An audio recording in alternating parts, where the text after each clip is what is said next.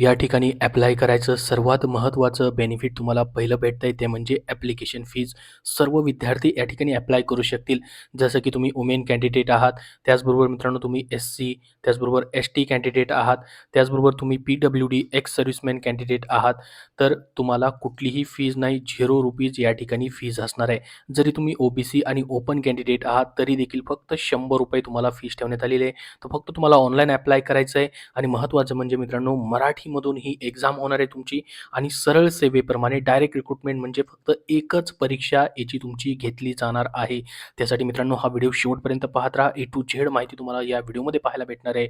या व्हिडिओला नक्की लाईक करा. ही जाहिरात जी आलेली आहे त्याची लिंक तुम्हाला मी डिस्क्रिप्शन बॉक्समध्ये देतोय आणि आपल्या टेलिग्राम चॅनलवरती तिथून तुम्ही पाहू शकतात. तर बघा मित्रांनो टोटल 8,000 प्लस जागांची ही मेगा भरतीची जाहिरात आलेली आहे. याच्यामध्ये खास म्हणजे मित्रांनो एम-टी-एस मल्टीटास्किंग स्टाफ शिपाईप्रमाणे पद भरलं जात आहे. त्यासाठी 4,887 जागा आहेत मित्रांनो आणि हवालदारचं पद भरलं जात आहे. या ठिकाणी हवालदार म्हणजे तुम्ही म्हणाल की याची रनिंग वगैरे असेल का? तर नाही मित्रांनो, याची खूप सोपी टेस्ट आहे. तुम्ही दोन्ही पदांसाठी एकत्रित ॲप्लाय करू शकतात. ते कसं ते पुढं तुम्हाला सांगणार आहे. दोन्ही पदांसाठी मित्रांनो एकच पात्रता आहे. फक्त थोडेसा बदल आहे. परीक्षा देखील दोन्ही पदांची एकच मित्रांनो होणार आहे.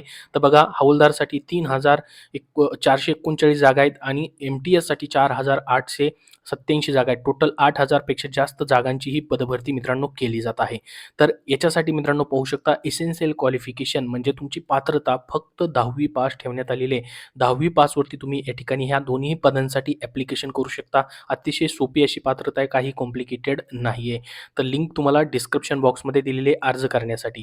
तर बघा मित्रांनो ही जाहिरात जी आहे स्टाफ सिलेक्शन कमिशननी प्रसिद्ध केलेली आहे. म्हणजे एस-एस-सी तुमची एक्झाम कंडक्ट करत आहे. परंतु तुमचं या ठिकाणी मित्रांनो जॉब लोकेशन वगैरे कुठं असणार आहे, तर वेगवेगळे जे मित्रांनो मिनिस्ट्रीज आहेत, कॉन्स्टिट्यूशनल बॉडीज आहेत, गव्हर्नमेंट ऑफ इंडियाचे जेवढे पण ऑफिसेस आहेत, त्या ठिकाणी मित्रांनो तुमचं पोस्टिंग असणार आहे.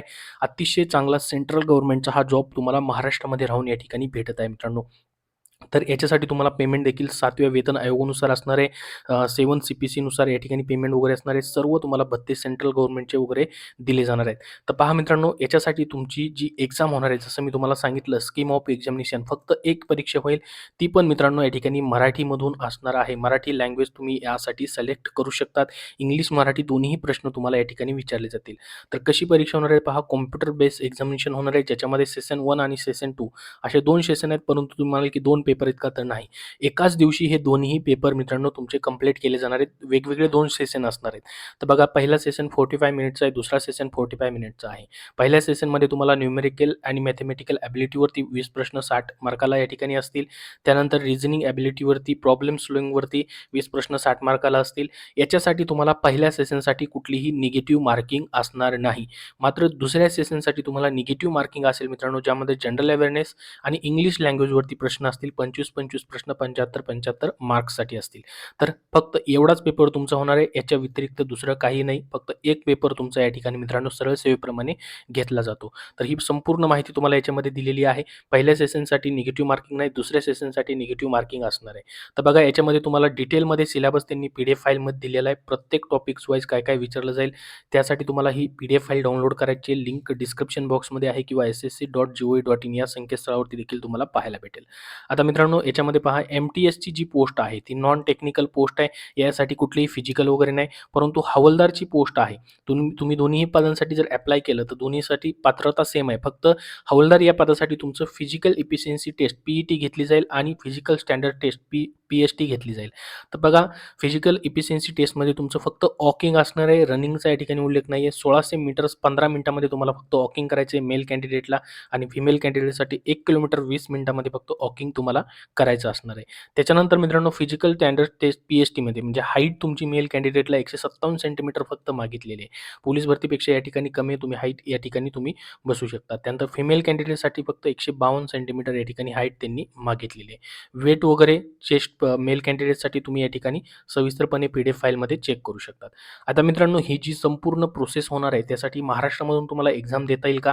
तर महाराष्ट्रामधल्या महत्त्वाच्या सिटीजमध्ये तुमचे एक्झाम सेंटर त्यांनी ठेवलं आहे. पहा जसं की नाशिक, पुणे, नांदेड असेल, नागपूर असेल, मुंबई असेल, कोल्हापूर असेल, त्यानंतर जळगाव असेल, त्याचबरोबर मित्रांनो छत्रपती संभाजीनगर असेल, अमरावती असेल, या ठिकाणी तुम्हाला परीक्षा मित्रांनो देता येणार आहेत. एकच एक्झाम फक्त याची या ठिकाणी घेतली जाईल. आता मित्रांनो ही एस-एस-सी स्टाफ सिलेक्शन कमिशन टेक्निशियनची मित्रांनो एम-टी-एसची भरती आहे. याच्या अगोदर देखील सी-जी-एलची 17,000 पदांची भरती आली. त्यामध्ये मात्र 2 परीक्षा आहेत.